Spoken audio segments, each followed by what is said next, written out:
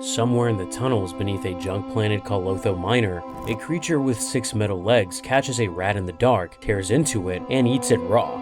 He does not remember his own name. He does not remember what planet he's on. The only thing he knows, the only thing that has survived years of madness, is that somewhere in the galaxy, a man left him for dead.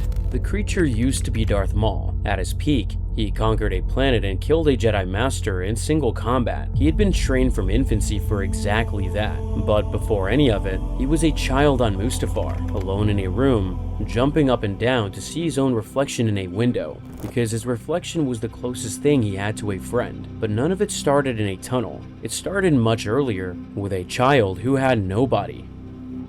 Chapter 1. The Weapon. Darth Sidious took Maul from Dathomir as a child. In canon, his mother Talzin, leader of the Night Sisters, offered the boy as a gift to Sidious in exchange for an alliance. Maul was born into the Night Brother clan, a group of males who would serve the Night Sisters as warriors and laborers. Dathomir was not a kind world, but it was a social one. The Night Brothers lived in villages, trained together, shared customs and rituals. It was the kind of place where a child might grow up knowing his name, his people, and his purpose. The Legends version from James Luceno's Darth Plagueis novel is darker. In a dusty market, a Night Sister is trying to give away her infant son. She has twins, but can only save one from a threat by the Night Sister mother. When Palpatine senses the Force in the boy, he agrees to take him, but he doesn't want anyone knowing a Sith took a Force-sensitive child, so he wipes her memory with a mind trick. She fights it because forgetting her own son is not something a mother does easily, but eventually leaves. What that childhood actually looked like comes from Ryder Wyndham's Legends novel, The Wrath of Darth Maul. Sidious raised the boy in near total isolation on the volcanic planet Mustafar. His room had a single thick window that looked out over rivers of lava, and outside, he could see Mustafar's armored natives riding lava fleas towards the mines and ore haulers crossing the sky. But the door was locked from the outside with no handle on his side. Inside, the room held a bed, a training area, and an educational console, but nothing a child would actually want. The walls were bare, the floor was metal, and at night, the lava cast a dull red glow that never fully went dark. Maul slept in that glow and woke to the same glow and began the same exercises every day. He did not know how old he was. He did not know that birthdays existed. All he knew was the routine. A chime would sound from a speaker above the door, and he would start running in place. Another chime meant sit-ups. Another meant push-ups. The pattern never changed, and the droid watching through a sensor above the door never explained why. The closest thing Maul had to a friend was his own reflection. He used to jump up and down at the window just to see his full body in the glass, imagining the reflection was another boy, one who was free to leave. The first time he saw it, he thought it was a real person, a boy who looked like him, suspended in the smoky air outside. He spent a long time staring before he understood it was himself. He wished he were that boy. The boy in the glass could roam the planet's surface, could leave Mustafar and go anywhere he wanted, whereas Maul couldn't. His only actual company was a 6-legged training droid, and it taught through pain.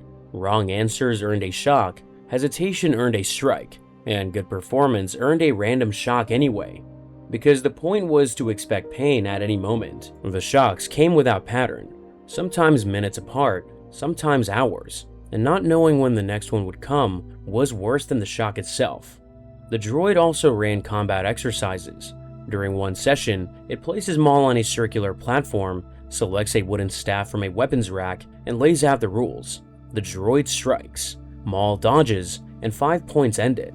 Maul barely has time to agree before the staff connects with his leg. The droids mock him for not jumping, already swinging for the other leg. Maul jumps this time, but the droid bounces the staff off the platform and brings it up sharply into the bottom of his foot, sending him tumbling across the floor. The droid warns him that the next strike will hurt more. Maul is a child, but the droid does not care. Beyond training, the droid also controls Maul's food. It fed him through a narrow slot at the bottom of the door, shoving in small trays of uncooked meat at irregular intervals. Maul never knew when the next meal would come, and the portions were never enough. Once, instead of food, the droid delivered a venomous snake without warning. The snake bit him immediately. Maul screamed, then crushed it with his body and ate it raw, because he was hungry enough that even a dead snake counted as food. The droid returned later with medicine and a stomach pump. Sidious visited occasionally, and those visits were the only break in the routine. The first time Maul saw his face, the boy was startled, because the man looked nothing like him. No horns, no tattoos, and blue eyes. Sidious spoke slowly and carefully, telling Maul he was remarkable, that he had powers other beings could only dream of, and that the two of them were alike. He told Maul that someday he might become even stronger than his master, and Maul believed him. Sometimes Sidious brought new equipment for the training room or introduced a new exercise personally, but these moments of warmth were carefully calibrated. He gave just enough to create dependency, then withdrew for weeks or months. Over time, the boy learned that connection is temporary, that attention must be earned, and that the only person who matters can leave at any time. During one visit, Sidious brought a hovering orb filled with fish. He told Maul that most life forms in the galaxy are just like these fish. They worry about their next meal, they avoid pain, they live in fear, and then they die. Then, Sidious killed them. Through the Force, he made every fish in the orb jerk and spasm until they stopped swimming. Only 2 survived, a small one with red and black stripes and yellow eyes, the same color as Maul's, and a large gray one hovering nearby. The small fish began eating the dead, while the gray one just watched. Maul wanted to learn how to kill like that, but Sidious told him he wasn't ready yet. After the lesson, Sidious brought Maul to a new training room. This wasn't a reward. Maul had damaged the training droid's legs earlier, and Sidious had not forgotten. A punishment is a lesson, he reminded Maul, and then put him through one that exceeded anything the droid had ever done. In a later session, Sidious suspended Maul upside down from a winch over an open vat of acid, wrapped in chains, and lectured him about the history of the Sith while the boy worked to free himself before the cable lowered him into the liquid. Maul freed himself with seconds to spare. Sidious told him he had taken too long, but through all of it, the fish lesson stayed with Maul longer than any punishment. Something shifted after that day. Before, he endured his training because he had no choice. Now, he wanted what Sidious had. He wanted the power to make things stop swimming.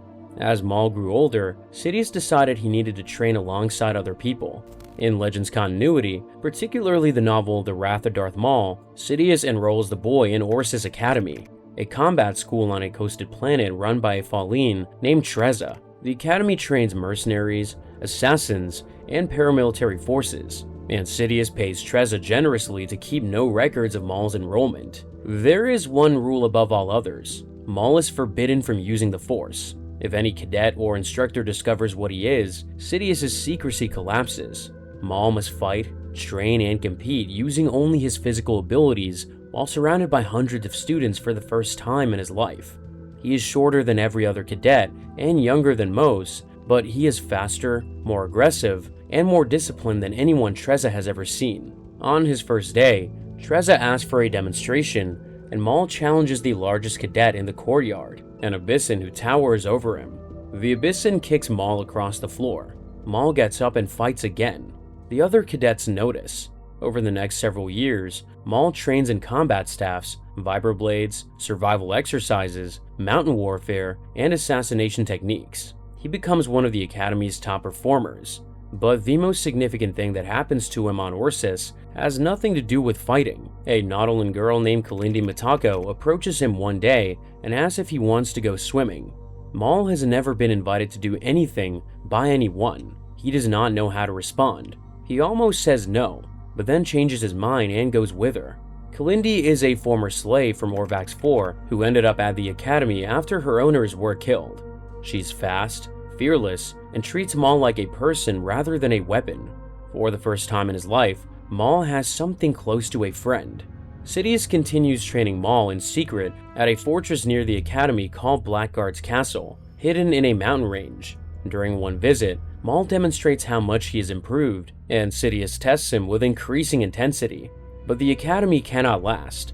A Mandalorian instructor named Melch Krako discovers Maul's Force abilities and reports them. Sidious sees the exposure as a threat and orders Maul to eliminate everyone at the Academy, including Trezza and the cadets.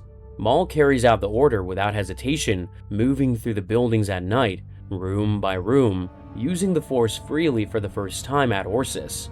He finds Kalindi in Treza's office, alive, having come to demand answers about Maul's disappearance. She tries to talk to him and even manages a smile, but Maul's only purpose is to serve his master. After the destruction of Orsis, Maul learns that Sidious has maintained a secret identity as Senator Palpatine on Naboo. He moves with his master to Coruscant and spends the next 2 years carrying out missions in the shadows, proving that he will never break. After Orsis, the training intensified. Sidious dropped Maul on frozen planets and barren wastelands with no instructions and no extraction plan, forcing him to survive on instinct alone. But the most important trip was to Malachor, the ancient Sith world. In the ruins of the temple, Maul had a vision of the Great Scourge, an ancient battle where thousands of Jedi and Sith annihilated each other. Their bodies were still standing, petrified in combat poses, frozen in the moment of their deaths. Sidious walked Maul through the dead and told him that this is what happens when the Sith are not strong enough. Every corpse in that temple was a lesson. In the Age of Republic comic, Sidious takes the lesson further. He has Maul breathe in the ashes of the fallen Sith, and the ashes trigger a vision. In it, Maul is a Jedi. A young Zabrak boy rushes up to him and begs for help defending his family against a Rancor, and Maul, carrying a blue double-bladed lightsaber, saves them. The family invites him to share a meal afterward. When the boy tells Maul that the Jedi are always right where they need to be, something inside Maul breaks. He knows this is not who he is, and he attacks the family. Jedi surround him, consume him, and the vision ends. Maul opens his eyes on Malachor to find Sidious standing over him, clapping. Maul tells his master that rage alone will not be enough to stop the Jedi, because they have numbers and the faith of the Republic behind them. Sidious agrees and reminds him that anger is a tool, not a master. The canon 2017 Darth Maul comic, set in the years leading up to the Phantom Menace, shows what happened next. Sidious kept Maul hidden. The Sith had operated in secret for 1,000 years, and revealing Maul too early would ruin everything. But Maul was restless. Between missions, he hunts Rathtars on a toxic jungle planet just to feel something, and stalks Jedi on the streets of Coruscant, getting close enough to sense a Jedi Master named Tatooine and her Padawan Baradon Jace on patrol. They sense his cold rage from the shadows, but when they move to investigate, he's already gone. Sidious has forbidden him from engaging, so Maul obeys, but the effort costs him. The anger has nowhere to go. In the lower levels of Coruscant, Maul builds his own network of contacts, using the underworld to locate Force-sensitive individuals and potential assets. He operates right beneath the Jedi Temple, building a network the Jedi do not know about. When Sidious finally gives him a real mission, clearing pirates from the Kellic system, Maul destroys them efficiently aboard a Trade Federation battleship. But pirates are not what he wants. What he wants is a Jedi, and Sidious has made it clear that engaging one is the one thing Maul is never allowed to do. So when he learns that the Rexus cartel has captured a Jedi Padawan named Eldra Cadus and is auctioning her to the highest bidder, he does it anyway. Maul hires bounty hunters, including Cad Bane and Aurra Sing, infiltrates the auction, and takes Cadus without Sidious knowing, not to rescue her, but to kill her. They end up on the moon of Draskil, where criminal groups hunt them both for sport.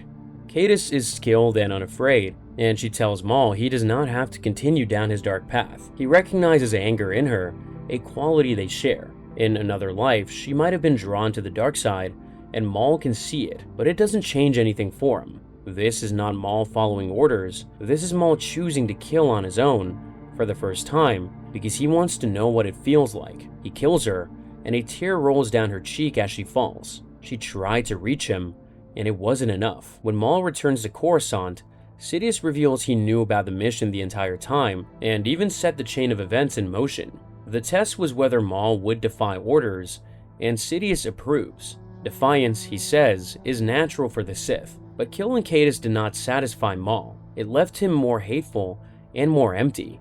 Between the Cadus mission and Naboo, Sidious continued testing his apprentice. In the Black, White, and Red comics, Sidious sends Maul to a remote colony of retired bounty hunters called the Remainders, who have settled into quiet civilian lives on the Outer Rim. Maul fights his way through every defender in the colony without hesitation, including a sheriff who detonates explosives on herself just to slow him down. When Maul reports his success, Sidious reveals the entire operation was simply a training exercise, a test of how Maul performed against varied combat styles. The colony's residents were real people with real lives, and Maul had treated them as targets without ever asking why, which was exactly the point. However, Maul was not always a compliant apprentice. On another mission, Sidious sends him to eliminate a Deveronian named Courier Sion, who has discovered compromising links between Mas Amedda and Senator Palpatine. Maul tracks Sion down and corners him, but before finishing the job, he hesitates. He wants to understand what Sion found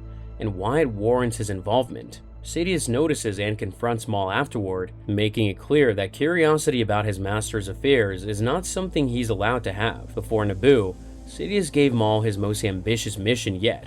In the Legends Darth Maul comic from 2000, he tasks his apprentice with dismantling the leadership of Black Sun, the galaxy's largest criminal organization. Sidious wants the Syndicate weakened, but not destroyed, because he believes Black Sun could be useful later. He tells Maul to limit himself to the Underlord and his 9 Vigos, the regional commanders who each control an entire system's worth of resources and manpower. Sidious also gives Maul a Sith infiltrator starship equipped with a cloaking device, probe droids, and a speeder bike. Maul begins by infiltrating a space station run by a Vigo named Arnada. He poses as a recruit, gains access to Darnada's inner circle, and then eliminates everyone inside before destroying the station. He leaves one survivor alive to spread the false rumor that another Vigo ordered the attack, sowing confusion within Black Sun's ranks. Over the following days, Maul hunts down the remaining Vigos one by one. A Mon Calamari Vigo named Morn gives up the location of the others before Maul ends him. On the planet Raltir, the surviving Vigos gather at the fortress of Underlord Alexi Garen, who correctly guesses that their enemy wants them all in one place. Garen's Night Sister bodyguard, Miguela, senses Maul through the Force and recognizes him as a dark-side user, though she cannot identify what kind. Maul fights his way through scores of bodyguards and confronts the Vigos directly. Miguela puts up the strongest fight of any opponent Maul faces during the campaign, attacking him with a sword and Force lightning, but Maul works through the pain and overpowers her. Garen, cornered at his private yacht, draws a vibraknife and manages to cut Maul before the Sith apprentice drowns him. As Maul departs Raltir, Qui-Gon Jinn, meditating at the Jedi Temple on Coruscant, briefly senses a disturbance in the Force as Maul's cloaked ship passes overhead, but the feeling disappears before he can identify it. He sent Maul to Naboo, and once he got what he needed, Maul's purpose would be over. Chapter 2: The Survivor. Sidious had been planning the blockade of Naboo for months, a political crisis designed to propel him to the Chancellorship. When the two Jedi, Qui-Gon Jinn and his Padawan Obi-Wan Kenobi, were sent to negotiate with the Trade Federation, Sidious sent Maul to eliminate them. On Tatooine, Maul tracked the Jedi and attacked Qui-Gon in the desert. They fought briefly before Qui-Gon disengaged and boarded the Queen's ship. Maul let him go, planning to face them both on Naboo on his own terms. In the palace's power generator complex, Maul fought both Jedi at once. He used the facility's laser-gated corridors and catwalk to separate them, isolating Qui-Gon from his Padawan. With Obi-Wan trapped behind a laser door, Maul killed Qui-Gon with a thrust through the chest. When the door opened, Obi-Wan fought hard, but Maul overpowered him and knocked him into the generator pit. The Padawan caught a nub on the wall, hanging over a bottomless drop with no lightsaber and no way to climb back up. Maul had won, and all he had to do was finish it. However, he didn't.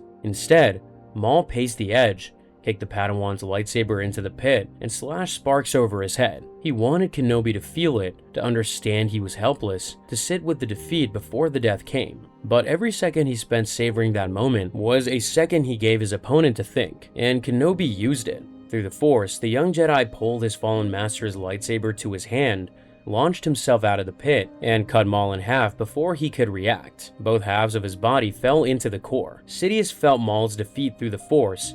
He did not send a rescue or search party. Before long, he had recruited Count Dooku, a former Jedi Master, as his new apprentice. Maul was replaced as though he had never existed. But Maul did not die. He survived the fall and wound up on Lotho Minor, a junk planet in the Outer Rim. The surface was a landscape of discarded ships, broken droids, and industrial waste, and beneath it, tunnels ran in every direction. Maul ended up at the bottom. His lower body was gone, replaced by a crude apparatus he built from salvaged droid parts. 6 uneven metal legs that turned him into something closer to a spider than a person. He forgot his name, forgot who trained him, forgot who cut him down. He caught vermin in the dark and ate them raw, attacking anything that came near. Occasionally, fragments of memory surfaced. A flash of light that might have been a lightsaber, a voice that might have been a command, a sensation of falling that repeated endlessly. Each fragment brought a surge of rage, but there was no one to direct it at. The Sith Hunters comic offers one explanation through Jedi Master Brujin Fun, who tells his Padawan that the Sith cling to life above all else. They wish to control it and dominate it, and so they hold on to it with everything they have. Jin Fan believes Maul's rage was so powerful that he simply refused to die, possibly aided by Night Sister magic connected to his origins on Dathomir. Maul spent roughly a decade in those tunnels before anyone came for him. In the Clone Wars episode Brothers, his brother Savage Opress, a Night Brother from Dathomir who Talzin had transformed into a towering warrior, tracks Maul to Lotho Minor using an enchanted talisman. He descends into the tunnels, and what he finds at the bottom is barely recognizable. Maul is crawling on his spider legs, muttering broken words he no longer understands. He cannot form complete thoughts. When Savage tries to reach him, Maul attacks. Savage blocks the strike and tells Maul he is his brother, that their mother sent him. Maul does not understand, but Savage does not leave. He picks up Maul's broken body and carries him off planet. On Dathomir, Talzin lays Maul on a stone slab and begins restoring him. Green mist swirls around his body as the spider legs are disassembled and replaced with proper mechanical limbs. His fractured mind begins to piece itself back together, and memories return in surges. Sidious, Naboo, the fight with Kenobi, the fall, the cold. The first complete sentence he speaks is about revenge. Talzin tells him the galaxy has changed while he was gone.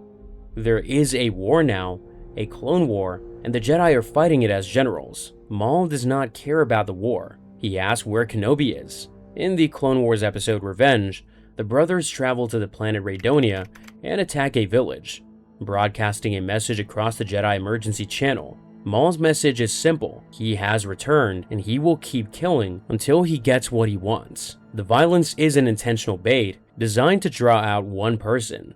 Kenobi responds, arriving alone and fully aware it is a trap. Maul is waiting in the center of the devastated village, telling the Jedi that he has lived in filth while Kenobi carried on with his life. The brothers overwhelm him and take him aboard their freighter to be killed. But Asajj Ventress, who's been tracking Savage for a bounty, hitched a ride on the ship. She has her own history with Savage and no love for either brother, so when she finds an unconscious Kenobi, she wakes him and lends him one of her lightsabers. Even fighting together, they cannot defeat the brothers and are forced to jettison the cockpit to escape. Kenobi got away, but Maul had proven something. He was back, and the Jedi knew it. Chapter 3: Brothers of Dathomir. What Maul wanted required help, and the only person willing to give it was his brother. Savage Opress was blunt, aggressive, and impatient. He questioned Maul's plans, resented being told to wait, and had a tendency to destroy opportunities that Maul was trying to exploit. But he had crossed the galaxy to find a brother he had never known, fought through the horrors of Lotho Minor, and carried Maul's broken body back to Dathomir without hesitation. The brothers also shared something Maul had never seen before: a cultural connection. Savage grew up in the village from which Maul was taken as an infant. He knew the customs, the traditions, what it meant to be a Night Brother. Maul knew none of it. Between missions, Savage told him about Dathomir, about the Night Sisters who ruled, and the Night Brothers who served. Having a brother meant Maul no longer had to operate alone, and that opened up possibilities he had never had before. In the Sith Hunters comic, the brothers are operating from a remote outpost called Yellowblade's Landing on the planet Eridonia, and Maul is already planning something larger. When Savage pushes for an immediate attack, Maul stops him.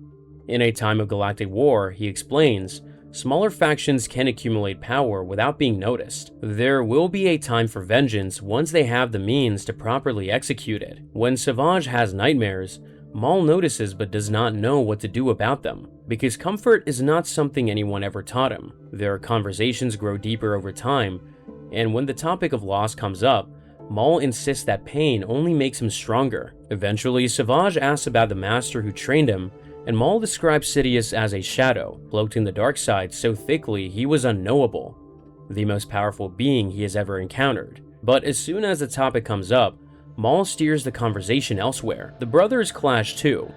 At one point, Savage threatens to kill a captive who could be useful, and Maul confronts him. He insisted that the Sith should be more than just destruction, but Savage disagrees. The argument doesn't break them apart though. The brothers built their resources by liberating a captive woman on Pleam's Nexus from a gang called the Scourge. Her family runs the Kozanarg Trade Guilds, one of the wealthiest in the Mid-Rim, and she rewards them with credits, ships, and influence. Savage warns Maul that every empire has been lost to arrogance. Maul tells him this is only the beginning. As the brothers accumulate resources, the dynamic between them begins to shift. On a space station orbiting Cyblock, after raiding several Outer Rim worlds, Savage is absorbed by their growing wealth and sees it as the goal. Maul corrects him, insisting the credits are only a means to an end. He then asserts his authority by citing the Rule of Two, the Sith tradition that there must always be a master and an apprentice. Savage had hoped that, as brothers, they could operate as equals, abandoning the hierarchy that had defined Maul's relationship with Sidious. When Maul refuses, Savage challenges him. The fight is brief. Maul overpowers his brother with ease and establishes himself as the master, using the same hierarchy that Sidious once imposed on him. Meanwhile, the Jedi Council assembles a task force to hunt the brothers. Obi-Wan leads the hunt, and Jun Fan, the same Jedi who theorized about how Maul survived, joins him.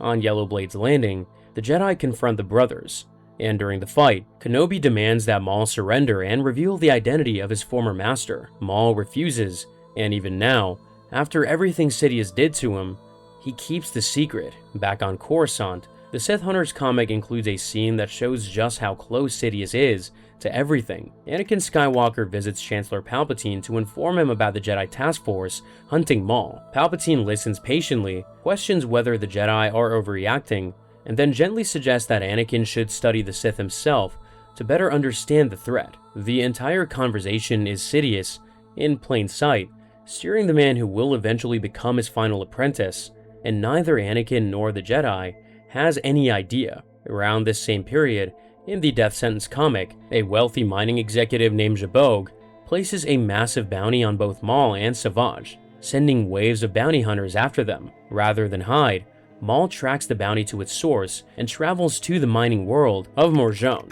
There, he encounters local villagers who have been exploited by the mining operation, and in a surprising move, he begins teaching them how to fight. His methods are harsh and ruthless. He treats them as expendable soldiers and organizes them into an assault force, breaking one man's leg to make a tactical point about pain. 3 Jedi are also sent to investigate Jabog, and they clash with the brothers inside the mine. During the fighting, Savage is frozen in carbonite, and Maul is stabbed from behind by a Jedi Padawan. Wounded but relentless, Maul retreats into the desert, recovers, and returns to free Savage. He takes Jabog's fortune and throws the mining executive out of an airlock. After Morjon, Maul tries to expand his forces further by recruiting pirates on Florum. But the pirate leader, Hondo Ohnaka, is a survivor, not a follower. He plays both sides, privately contacting Kenobi while pretending to negotiate with Maul. When the Jedi arrive, Hondo's gang splits, and the camp erupts into a 3-way fight. During the chaos, Savage loses an arm to a Jedi strike. Maul pulls his wounded brother back, covers their retreat, and launches them into space in an escape pod with no destination. They drift with no food, no allies, and no plan, and despite having very little in common beyond their species and their mother, neither of them considers leaving the other. Then, Death Watch finds them. Pre Vizsla, leader of the rogue Mandalorian faction, pulls the brothers from their pod. Vizsla has been exiled from Mandalore by Duchess Satine Kryze's pacifist government, and he sees the brothers as tools he can use. But Maul sees Vizsla as a stepping stone. Maul proposes an alliance. He can help Death Watch take Mandalore, and in return, he wants control of a criminal underworld operating under Mandalorian protection. Vizsla agrees, though his lieutenant Bo-Katan objects. Maul force chokes her to make his point, then releases her. What follows is the rapid formation of the Shadow Collective. Maul and Death Watch travel to Mustafar, where the leaders of Black Sun refuse to join, and Maul kills every one of them. The Pike Syndicate sees what happened to Black Sun and agrees immediately. The Hutts resist until Maul and Death Watch assault their palace on Nal Hutta. Within weeks, the most dangerous criminal organizations in the galaxy are answering to a former Sith apprentice who was eating raw vermin on a junk planet less than a year ago. Both sides know the alliance is temporary. Vizsla privately tells Bo-Katan they will kill Maul and Savage once Mandalore is theirs. In the command tent, Savage tells Maul that he doubts Vizsla's loyalty, and Maul knows it. They cannot rule openly without drawing Jedi attention, so they need Vizsla as a public face for now. They will find a new one when the time comes. Now, he needed a planet. Chapter 4: Shadow King. Taking Mandalore required deception, not force. In the Clone Wars episodes Eminence, through Shades of Reason, the Shadow Collective stages coordinated attacks across the capital city of Sundari, with Black Sun and Pike enforcers creating chaos in the streets while the city's police forces are overwhelmed. Then, right on schedule, Death Watch arrives. Vizsla's warriors sweep into the city in full Beskar armor and fight off the attackers with brutal efficiency. But the attackers they arrest are their own allies. Duchess Satine is deposed, her pacifist government collapses in a single day, and the Mandalorian people, frightened by the violence and grateful for the rescue, accept the change without realizing the whole thing was staged. With Mandalore under Death Watch control, Maul and Savage break out of their staged arrest and search the prison for someone they can install as a puppet leader. They find former Prime Minister Almec, who had been imprisoned by Satine for corruption. He is desperate, ambitious, and willing to do anything to regain power. Maul offers him the throne in exchange for total obedience. Then, Maul goes after Vizsla. Under Mandalorian tradition, the leader of Death Watch is honor-bound to accept a challenge for leadership, so Maul challenges him to single combat. Vizsla is a skilled fighter who uses everything at his disposal, from his jetpack to his flamethrower to the Darksaber, an ancient Mandalorian weapon that carries deep cultural significance. Whoever wields it has a legitimate claim to rule. Vizsla fights hard and lands several serious hits, but Maul has decades of Sith combat training behind him. He overpowers Vizsla, takes the Darksaber from his hand, and kills him in front of his own warriors. Bo-Katan and her loyalists refuse to accept an outsider as ruler and flee the planet. But enough Mandalorians stay loyal to whoever holds the Darksaber. Maul installs Almec as the public face of the government and rules from the throne room. For a brief period, he actually governs. Almec handles the bureaucracy, Saxon and Cass manage the military, and the Shadow Collective's criminal elements keep the economy moving. Maul sits in a throne room that once belonged to Satine, surrounded by Mandalorian warriors who follow the Darksaber rather than the person holding it. The daily reality involves supply reports, troop rotations, and civilian complaints, none of which Sidious trained him for. On Mustafar, every day had a single purpose: survive and improve.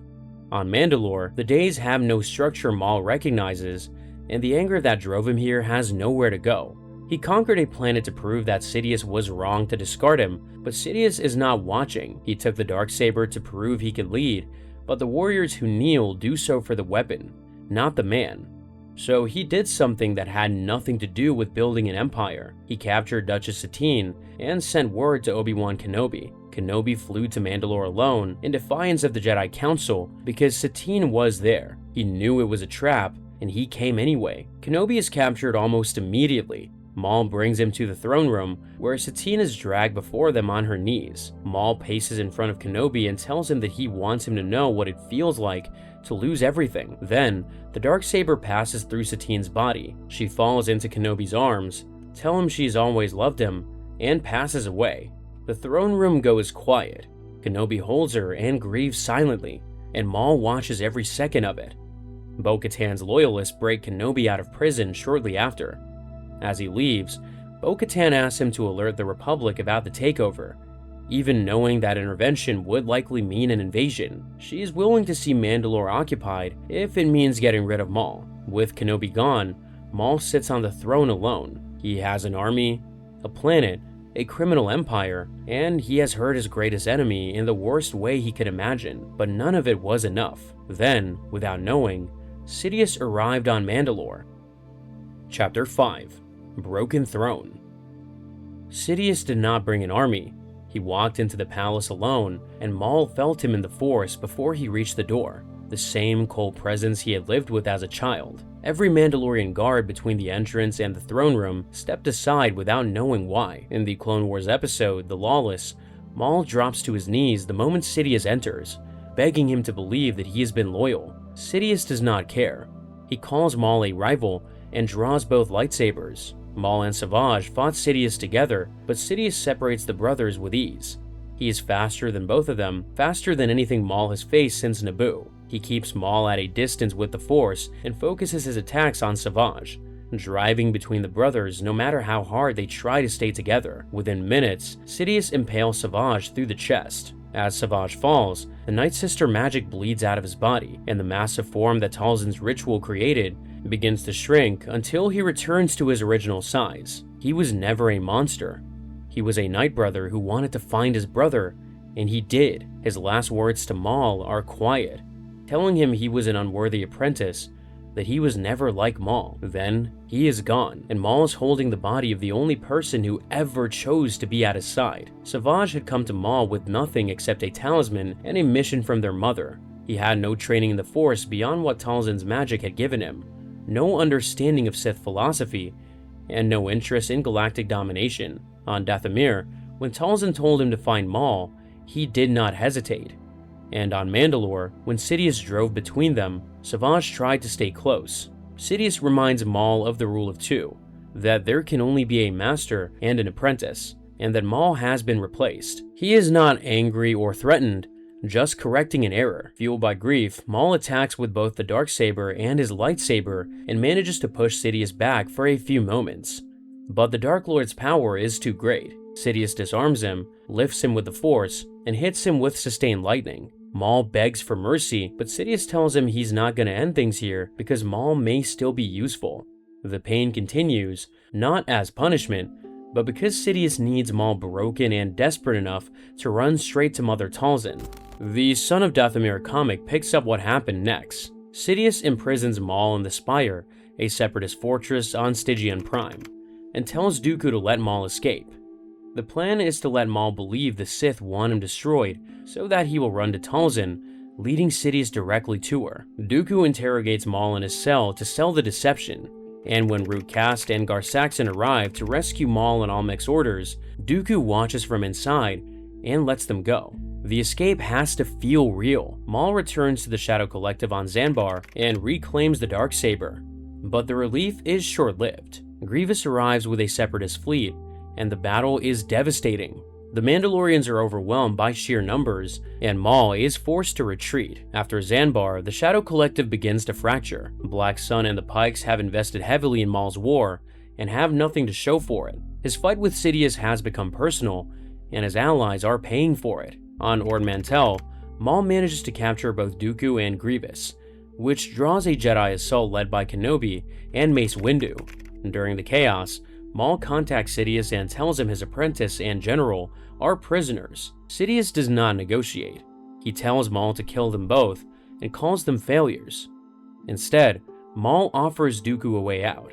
Talzin appears through her magic, reveals herself as Maul's mother, and tells Dooku that Sidious will eventually replace him too. Dooku appears to agree, and they escape together to Dathomir. On Dathomir, Talzin begins draining Dooku's life force to restore her physical body. Her form solidifies, and for the first time since Maul was a child, his mother is becoming physically present again. But Sidious has tracked Dooku's location and timed everything perfectly. He arrives with Grievous and a separatist army. Talzin releases Dooku and manifests fully, fighting Sidious with torrents of green magic energy, while Maul takes on Grievous. For a moment, the battle halts. Then Dooku, still loyal to Sidious despite everything, turns on Talzin, and the balance collapses. At the same time, Black Sun and the Pikes formally withdraw from the Shadow Collective. Maul pleads with Talzin to take his strength, but she refuses. She tells her son to retreat, even if it costs her life, and uses the last of her magic to throw him clear of the battle. Cass catches him and drags him to safety. Maul watches, unable to move, as Grievous ends Talzin's life. He has now lost his brother and his mother, both taken by people working for Sidious. By the time of Clone Wars Season 7, Maul has returned to Mandalore one last time. He is ruling through Almec with what remains of his forces. But something has changed. Through the Force, he has glimpsed fragments of Sidious' endgame. He knows the Clone Wars are a sham, that both sides are controlled by the same hand, and that Anakin Skywalker is somehow central to what comes next. He can feel the scale of what is approaching, even if he cannot see the details. And it has made him desperate. Before Ahsoka arrives, Maul captures ArcTrooper Jesse and probes his mind through the Force, searching for any intelligence about the Republic's plans for Mandalore. What he finds is fragmentary, but enough to confirm his fears. Sidious has positioned Anakin Skywalker at the center of something, and the endgame is close. When Ahsoka Tano arrives during the Siege of Mandalore, accompanied by Captain Rex and his clone troopers, Maul contacts her and asks her to meet. He tells her that Sidious orchestrated both sides of the war and intends to turn Skywalker to the dark side, proposing they work together to stop him before the fall. Ahsoka refuses because she will not consider killing someone she once trained alongside, and she does not trust Maul. She is right not to trust him, because Maul is not doing this to save the galaxy, but to destroy Sidious's plan. Still, the intelligence is accurate, and nobody listens. They fight across the rafters above Sundari's throne room, and Ahsoka proves to be a formidable opponent. Maul fights to capture rather than kill, because he still believes she can help him stop what is coming. But Ahsoka catches him in a Force grip, pulls him from a ledge, and Republic forces take him into custody. He's loaded onto a cruiser in a containment device, silent and still, not struggling, but waiting for something he knows is close. Then, Order 66 activates, and across the galaxy, clone troopers turn on their Jedi commanders. Generals who fought beside the clones for years are gunned down by their own soldiers, exactly as Maul warned they would be. Palpatine declares himself the Emperor, the Jedi are branded traitors, and the Clone Wars end not with a treaty, but with extermination. On the cruiser, Ahsoka's own troops try to kill her. Rex fights the programming in his head long enough to tell her to find Fives, and the ship descends into chaos. Maul breaks free during the confusion, tears through clone troopers using the Force, and rips a hyperdrive component from the ship's engine, crippling the cruiser. He escapes in a shuttle, while Ahsoka fights for survival aboard the doomed ship. The cruiser eventually crashes on a moon, where Ahsoka and Rex buried the dead clones in rows of helmeted graves. Somewhere in hyperspace, Maul is alone, and everything he warned them about has come true, but none of it made a difference. Chapter 6: The Phantom Empire. The galaxy Maul escaped into was not the one he had known. The Republic was gone. The Jedi were gone. And Sidious now ruled everything as Emperor Palpatine. Most of the galaxy's attention had moved elsewhere. Armies were demobilizing, the Jedi were being erased from public memory, and Palpatine had won so completely that his former apprentice no longer even qualified as a public enemy worth announcing. That made the Maul of the early Imperial years uniquely dangerous, because he was no longer trying to reclaim a throne in plain view. He was learning how to survive in the blind spots. During this period, Maul scoured the galaxy for anything that could give him an advantage against his enemies. In the canon short story The Ghosts of Maul, from the Stories of Jedi and Sith anthology, one of these searches brings him to a Sith castle on the ash-gray planet Damanos, a world lost to most star charts. The castle is built from black stone, with towers high enough to pierce the low clouds, and Maul can feel the power of the dark side radiating from every surface. Inside, the castle tests him with visions of people from his past. First, an apparition of Savage confronts him, accusing Maul of failing both as a brother and as a master. He tells Maul that what truly drives him is not revenge, but a fear of feeling powerless. Maul fights the vision and destroys it. But when he looks down at the body, the face staring back is not Savage's, it is his own. Deeper inside, a vision of General Grievous attacks him and taunts him about Talzin's death, asking whether knowing that the person who took his mother is dead brought him any comfort. Maul cannot answer. He destroys the Grievous vision too, but the question stays with him. Despite winning both fights, he feels nothing. No satisfaction, no relief, just the same rage with nowhere to go. At the center of the castle, Maul finds the last vision, Qui-Gon Jinn, sitting in meditation. Maul expects a final fight, but Jinn does not reach for his lightsaber. Instead, he offers Maul a choice. He asks Maul to leave the castle, forget it exists, and take his first step towards a different path. When Maul asks if this means becoming a Jedi, Jinn dismisses the question as narrow-minded. What he's offering is simpler: freedom from the prison Maul has built around himself. Jin asks what will be left once Sidious and Kenobi are gone, and Maul has no answer. Jin tells him that his desire to cause pain in others will never heal his own, and Maul responds the only way he knows how. He slashes at the air where Jin stood until he's panting and exhausted, and when he stops, the vision is gone. So is the dark power that drew him to the castle in the first place. Maul boards his ship and considers destroying the castle from the air, but decides it is not worth his concern. He charts a new course and continues his search for vengeance. The Sith route gave him nothing, so Maul went practical. At some point after Order 66, he established Crimson Dawn, a criminal syndicate that operated far from the Imperial spotlight. In Solo, a Star Wars story, set roughly a decade after the Republic's fall, Maul is its secret leader, giving orders from a distance, while his lieutenant Dryden Voss handles the day-to-day operations of spice smuggling, weapons dealing, and coercion. At the end of the film, after Voss is eliminated, his lieutenant Kira contacts Maul to inform him she is taking over, and Maul summons her to Dathomir. On Mandalore, Maul had ruled openly, but with Crimson Dawn, he does the opposite. He has seen what Sidious does to anyone who challenges him,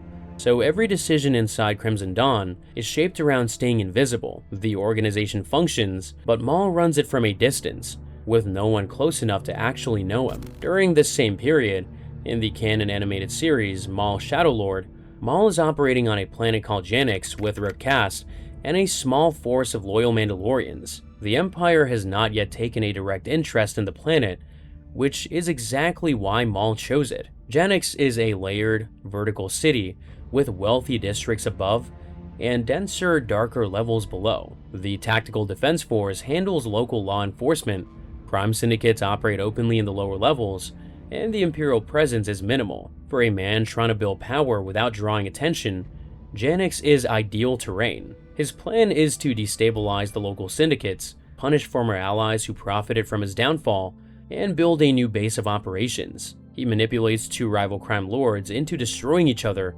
then captures the survivor, methodically clearing the board so he can operate without interference. But Maul has come to Janix for something other than revenge. Through the Force, he senses a young Jedi Padawan named Devon Izara hiding from the Empire with her master, Eeko-Dio Daki. Maul tells Cass that he has been having visions of an apprentice. With the local syndicates neutralized, Maul turns his full attention to Devon. For the first time since Savage, Maul is looking for someone to stand beside him. Chapter 7: The Hollow Man. Devon Izara is a Jedi Padawan surviving on Janix with her master, Eeko-Dio Daki. The Empire has declared the Jedi traitors, and Order 66 wiped out most of the Order. Devon and Daki are among the survivors, living in the shadows of Janix's lower levels, begging for food, dodging police droids, and sleeping in abandoned buildings. She hides her lightsaber, does not use the Force in public, and wears civilian clothes. Daki is older, patient, and calm. He meditates each morning and maintains the disciplines of the Jedi Order because he believes the principles matter regardless of whether the institution survives. Devon respects this, but she finds it increasingly difficult to accept when the galaxy has moved on without them. When Devon is arrested for stealing fruit from a market vendor, she ends up in a holding cell on the same night that Maul raids the police station. His Mandalorians blast through the walls, and as debris and smoke fill the corridor, Maul senses Devon through the Force. He enters her cell, and she recognizes him immediately from the horns, the red and black markings, and the yellow eyes. Every Jedi youngling was taught about the Sith who ended Qui-Gon Jinn. Maul's interest in Devon is immediate, but his approach with her is nothing like what he tells Cast. To Cast, he frames Devon as a weapon against everyone who has betrayed him, including Sidious. But with Devon herself, he takes a completely different approach. Instead of threats or force, he challenges her beliefs, pointing out that the Jedi gave her a framework for understanding the galaxy since childhood and that survival requires adaptation. Devon pushes back, but Maul points out that she's already been adapting since the Order fell, whether she admits it or not. After Devon uses the Force to break free from her cell, lifting the entire cylinder off its base, Maul watches with interest. He invites her to sit with him, offers her tea, asks her name, and tends to a wound on her arm. Devon does not trust him, but the door is not locked, and she stays anyway. Over the following days, Maul's approach is nothing like the Sith training he grew up with. He offers Devon a pathway to power that the Jedi never taught her, and asks what it means to be a Jedi in a time of lawlessness. When Devon insists she still believes in the Jedi principles of being guardians of peace and justice, Maul points out that institutions are fragile, that he believed he had a purpose until his own master cast him aside, and that his brother and mother were taken by the same enemy who destroyed her order. He frames them as being on the same side, fighting a common enemy. Devon cannot dismiss everything he says, because the daily reality of living as a fugitive, begging for food, and hiding her identity has already started to weaken the certainty the Jedi gave her. But Devon still refuses his offer. When Maul asks her to train as his apprentice against a common enemy, she tells him she would rather take her chances and force jumps out of the underground pit towards the surface. Maul lets her get as far as a catwalk near the exit before blocking her path. He draws his lightsaber and duels her, while telling her she has no future, no purpose, and that her life is in ruins. Devon fights back with rage and manages to clear a path. But as she runs towards the light, Maul uses the Force to pull the stolen lightsaber from her hand. He watches her run out into the daylight with a smile, because he knows she will come back. She has nowhere else to go, and Daki will eventually bring her right back to him. Devon reunites with Daki in the lower levels. He returns her lightsaber and is relieved she escaped, but he senses something has changed. Devon does not tell him everything Maul said, and what she does share, she frames as manipulation rather than persuasion. Daki warns her that Maul's presence will attract the Empire, and that they should leave Janix while they still can. Devon disagrees, arguing that as long as they survive, the Jedi way demands they act, not run. Daki recognizes the argument because it sounds like something Maul would say, but the logic is Devon's own. She's arriving at similar conclusions through different reasoning, and that worries Daki far more than direct influence would. Meanwhile, Captain Brander Lawson is trying to keep the Empire off his planet.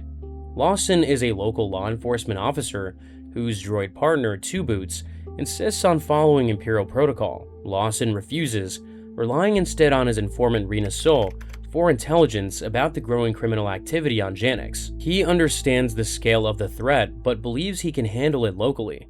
At a stadium where his son Riley is playing, Lawson is approached by Daki, who poses as Devon's uncle and warns him that Maul is extremely dangerous and unlike anything Lawson has dealt with before. The two part ways, but their paths will cross again. While Lawson deals with the political situation, Maul continues his work. He eliminates the Pike leader Mark Krim on Obadiah by infiltrating his stronghold with a disguised Zabrak decoy, then executing the crime lord personally and placing a loyal captain in charge. With the local syndicates neutralized and the Pikes back under his control, Maul turns his full attention to Devon. The tension between Maul and the Jedi eventually boils over in an abandoned factory. Daki and Devon have tipped off Lawson about Maul's location, and 30 officers arrive in force. Maul appears via hologram and offers Lawson a truce. If the detective allows Maul to operate freely on Janix, Maul will keep the peace and keep the Empire away. Lawson refuses because he will not deal with criminals, and Maul respects the decision even though he knows it will cost Lawson everything. The factory erupts into a firefight while Daki and Devon confront Maul directly. The confrontation is less about lightsabers and more about worldview. Daki has survived the Purge and kept his Padawan alive through patience and discipline, and he genuinely believes that the Jedi's role is to serve, not to lead. Maul argues the opposite, that the Jedi's refusal to use their power is exactly what allowed Sidious to crush them. Devon listens to both of them. Daki tells Maul that the Order's fall does not invalidate its principles any more than a doctor's failure invalidates medicine. Maul counters that the Jedi had the power to prevent the Purge and chose not to use it, that they watched Sidious operate in plain sight for over a decade and never acted because acting would have violated their own rules. Daki argues that power without restraint creates nothing worth preserving. Maul does not deny it. He simply asks whether restraint without power preserved the Jedi Temple when the clones came through the doors. Devon hears that question and knows the answer, and so does Daki. Neither side gains the upper hand, and the fight ends when police reinforcements arrive, forcing both groups to pull back. Then, a Star Destroyer appears over Janix. When Cass suggests they relocate to another system, Maul refuses. Devon is still on the planet, and the Empire's arrival has trapped her here. He is not finished. When Cass reports that the two Jedi cannot leave the city due to Imperial patrols, Maul is delighted, because every hour that passes without rescue pushes Devon closer to him. Two Boots alerts Imperial authorities, and Lieutenant Blake takes command of the planet. He eliminates Chief Kleiss, interrogates Lawson, and dissolves the local defense force. The Inquisitors Merrick and the 11th Brother are dispatched to hunt the Jedi. Devon and Daki are forced to hide at the Lawson apartment, where Daki warns Devon not to let Maul's words poison her mind. Devon admits she is confused. Even together, the two Jedi were unable to defeat Maul, and she wonders if he might be right about needing to work together against the Empire. Daki dismisses this, but the doubt is already there. What makes Devon vulnerable is not weakness, it is exhaustion. She has spent years hiding, begging for food, and watching her master grow older while the Empire grows stronger. The Jedi Order trained her for years, then collapsed in a single afternoon. Daki's answer is patience. But patience requires belief that something better is coming, and every day on Janix makes that harder to sustain. Devon has heard both sides, and although she respects and loves her master, Maul's arguments have gotten into her head. While sleeping at the Lawson apartment, she has a force vision of Maul speaking to her, guiding her through the streets of Janix to a statue near the Armistice Fountain. When she wakes, Daki warns that the vision was planted by Maul to manipulate her. Devon is not so sure. Merrick tracks the Jedi to the Lawson apartment and slices through the front door with his lightsaber. The group flees. Devon hijacks an Imperial gunship to help them escape, but they crash land after taking fire and regroup at Soul's nightclub before the Empire raids that too. On a speeding maglev train, Merrick corners Devon, and she is outmatched until Maul drops from above. Together, they drive the Inquisitor back, and Devon slashes through the coupling between train cars to separate him from them. Afterward, Maul leads Devon and Riley through the tunnels toward his safe house. During the walk, Devon asks about the master who cast him aside, and Maul tells her the betrayal was devastating, but that it was not the deepest wound Sidious inflicted on him. When she asks if this master is still alive, Sidious confirms it, but says nothing more. Devon's position shifts after the train. Maul saved her life against an Inquisitor, fought beside her rather than against her, and let her walk away without conditions. Daki has never fought an Inquisitor. He has kept Devon alive through caution and evasion, and she is grateful for that. But caution did not stop Merrick from slicing through the Lawson apartment door. At the safe house, Cass confronts Maul privately. She warns him that his fixation on Devon is costing them, and that mercenaries do not stay loyal without results. Maul insists Devon can still be won over. Cass warns that Devon is still loyal to Daki, but Maul believes the gap between them is widening. Before they can resolve the argument, Devon and Riley attempt to escape. Maul catches them on a causeway and uses the Force to hold Devon in place. She breaks free and ignites her lightsaber against him. But before they can fight, an Imperial probe droid detects them and stormtroopers descend on the platform. Facing a common enemy, Maul and Devon fight side by side against the Imperials, but Riley is captured and taken away in a gunship. Devon falls from the hull trying to reach him, and when she lands, she and Maul stare at each other before fleeing in opposite direction. The final episodes bring everyone to the forest outside Janix City. Lawson and Daki rescue Riley from Imperial detention with the help from Two Boots, who breaks protocol for the first time to save a child he has known since birth. Meanwhile, Maul's forces are being destroyed around him. Deserters steal a ship and are shot down by Imperial gunships. The Inquisitors damage Maul's mechanical legs in a cave fight, and his Night Brother warrior Scorn is impaled by the 11th Brother. Maul brings the cave ceiling down on the Inquisitors to escape, but he is buried in the rubble. Buried under the rubble, with his mechanical legs sparking and his body pinned, Maul breaks. In the dark, Sidious's laughter echoes around him while the 11th Brother taunts him from somewhere in the fog. Then the visions start.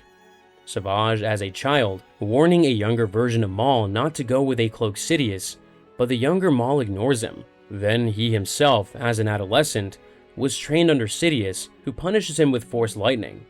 Then Kenobi cutting him in half, the years on Lotho Minor, Savage finding him, and finally Sidious taking Savage from him on Mandalore. An apparition of his brother appears and urges him to seek revenge. But what comes out of Maul instead is grief. He screams at Sidious about loyalty, Then something rawer takes over, and he is left sobbing in the dark, mourning his home, his family, and his brother. The visions do not end with grief. As the sobbing fades, silence replaces the laughter and taunting. Every person who ever stood beside Maul is gone.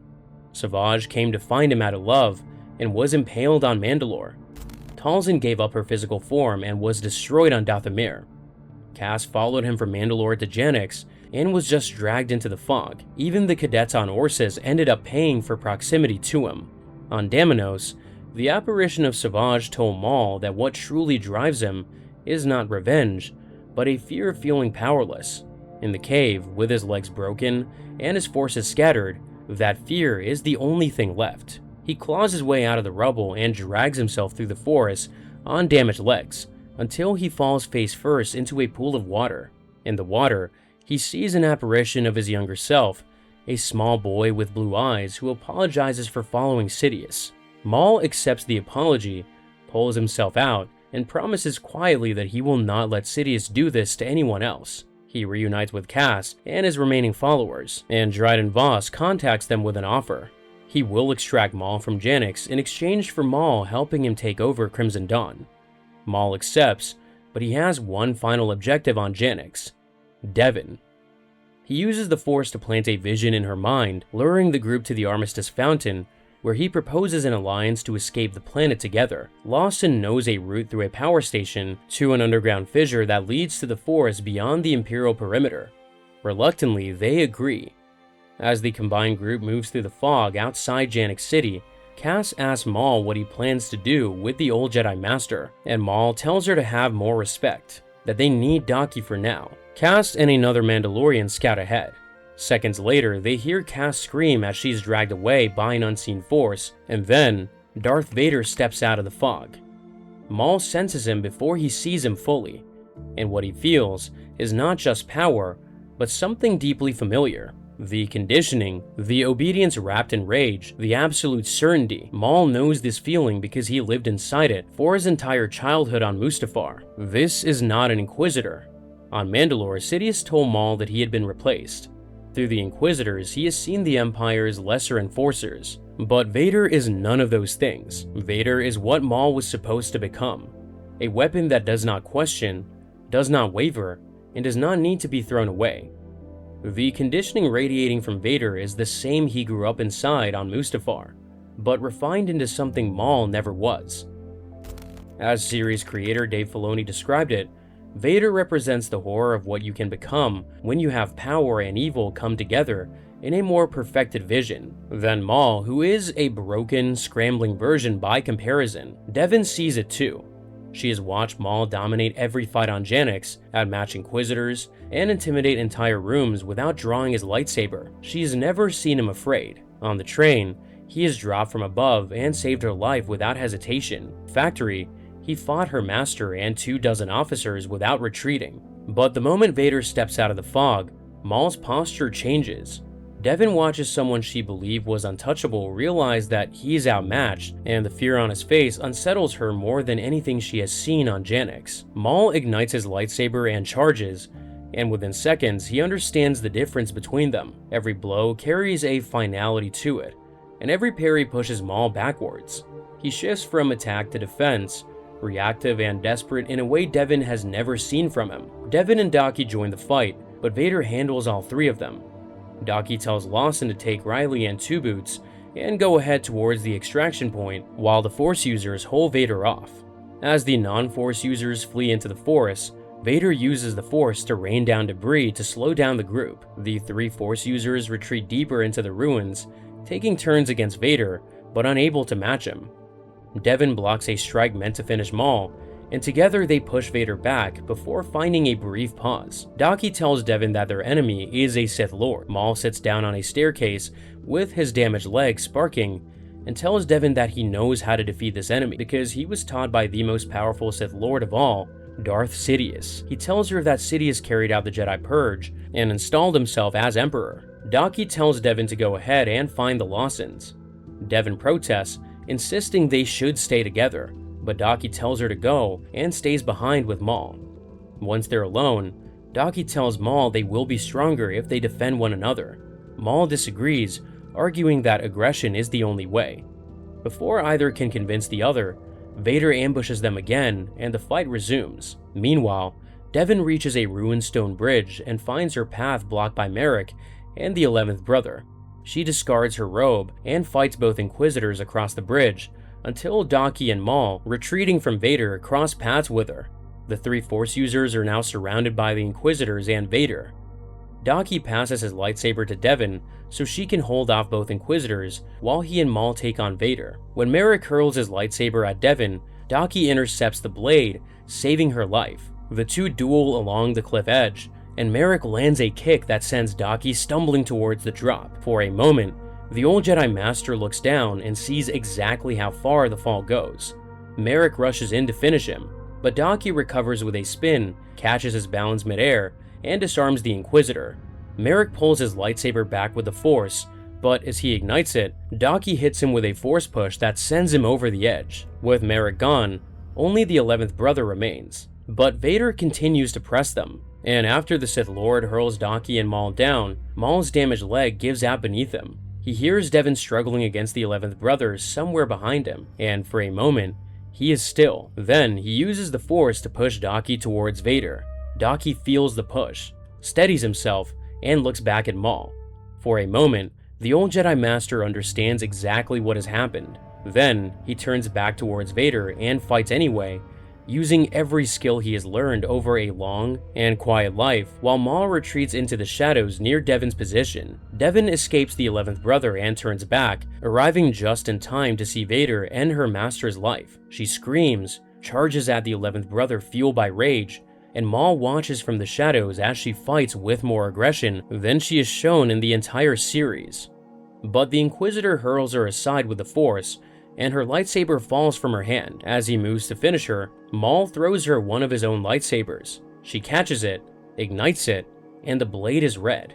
The lightsaber that saves her life is not a Jedi weapon, and from this moment forward, neither is she. Devon drives the 11th brother back, and Maul joins her. The Inquisitor kicks Maul aside, and while he recovers, Devon fights alone with a fury she has never shown before. Maul watches her from the ground and smiles, because the rage is taking over. Devon strikes the 11th brother's thigh, and the wounded Inquisitor retreats down the stairs and disappears into the ruins. Devon chases after him, but instead of the Inquisitor, Vader steps out to meet her. Lawson makes his last stand, telling Two Boots to get Riley to his mother before picking up a repeating blaster and charging towards the stormtroopers. Two Boots pulls the screaming boy towards Voss's ship, while Lawson falls in the Force, protecting his child. Before Vader can finish off Devon, Maul uses the Force to bring the ruins down on the Sith Lord. Vader shields himself with the Force, while Maul grabs Devon and tells her they need to go.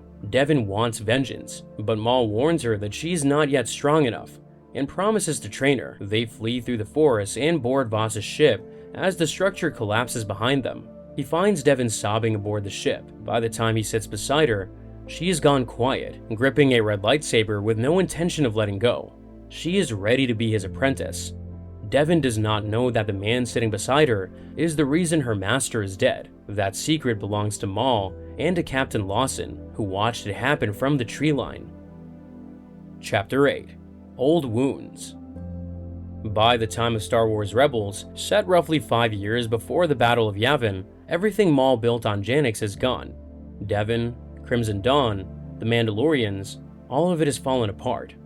And when Maul appears on the Sith world of Malachor, he is alone, with no network, no ship that works, and no one left beside him. In the Rebels episode Twilight of the Apprentice, Ezra Bridger arrives on Malachor with Kanan Jarrus and Ahsoka Tano, searching for knowledge about how to defeat the Sith. After becoming separated underground, Ezra hears a voice in the dark. The stranger calls himself Old Master and says he has been stranded on the planet after his ship crashed, and that he is too old to enter the temple alone. He describes himself as a former Force wielder, and when Ezra presses further, the stranger describes the Sith as enemies who ripped him from his mother, took his brother, and used him as a weapon, and abandoned him. Ezra, who lost his own parents to the Empire, connects with the stranger immediately, and the two agree to work together. The temple doors require 2 Force users pushing in unison to open, and the stranger urges Ezra to use his anger and passion to get through them. Having earned the boy's trust through shared effort, the stranger eventually reveals himself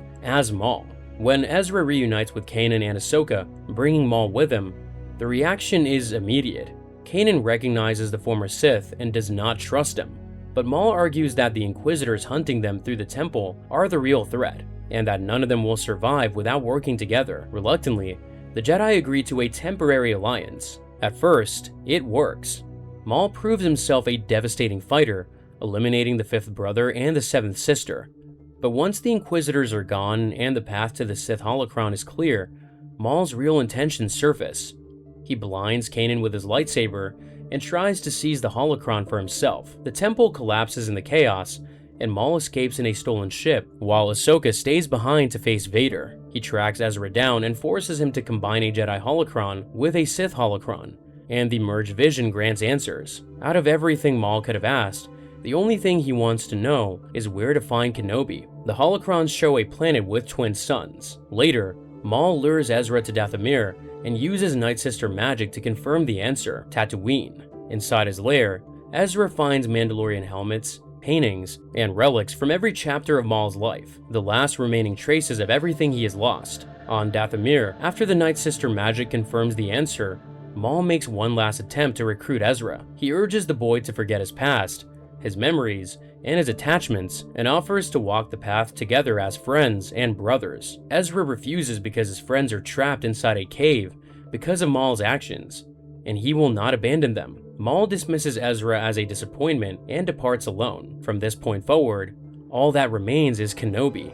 By the time Maul reaches Tatooine, he is barely coherent, able to feel Kenobi's presence, but unable to find him. Tatooine is nothing like the worlds Maul has fought on. There are no armies here, no syndicates, no palaces to seize. Maul has crossed the galaxy, built criminal empires, conquered planets, and commanded armies. And now, he is wandering through sand dunes at night, talking to himself. His mechanical legs grind against the sand, his robes are torn.